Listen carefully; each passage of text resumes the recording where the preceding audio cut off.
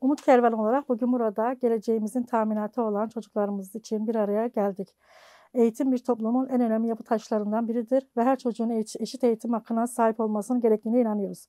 Bu nedenle ihtiyaç sahibi çocuklarımıza kırtasiye yardımı yaparak onların eğitim yolculuklarında katkıda bulunmak istedik. Eğitim sadece bilgi edinmek değil, aynı zamanda hayal kurmak, hedef belirlemek ve bu hedeflere ulaşabilmek için çaba harcamaktır.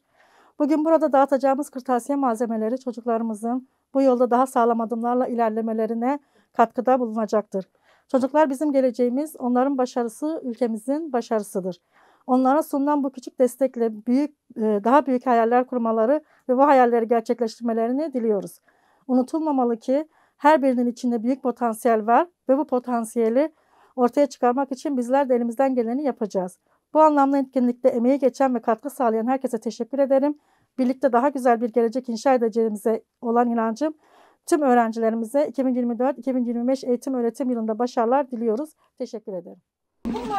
Aysel, çantanı beğendin mi? Bu da senin resim defterin, tamam mı?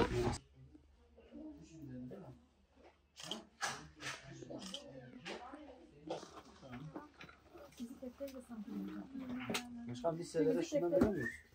Veriyoruz. Var mı? Var. Yani müzik defter normalde o Kaç bir şey oldu? Silgisi var mı hani? Meryem hani silgi? Silgi burada başlayalım. Tamam. Çalışacağımız kalmadı. şu kalem. Şurada kırmızı kalem. Bunları kapatın. Kırmızı da katın mı? Tamam. Tamam. Uç katını başkan. Uçunu Şurada katın. Allah'ım.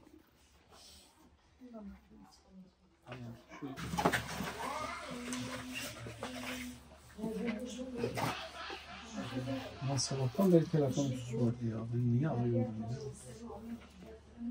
Para için biz. Ulaşıyoruz. Taktik resim defteri var. Tamam baba. Selma sen kal. Bunu da şöyle. Onu satın aldık. Bu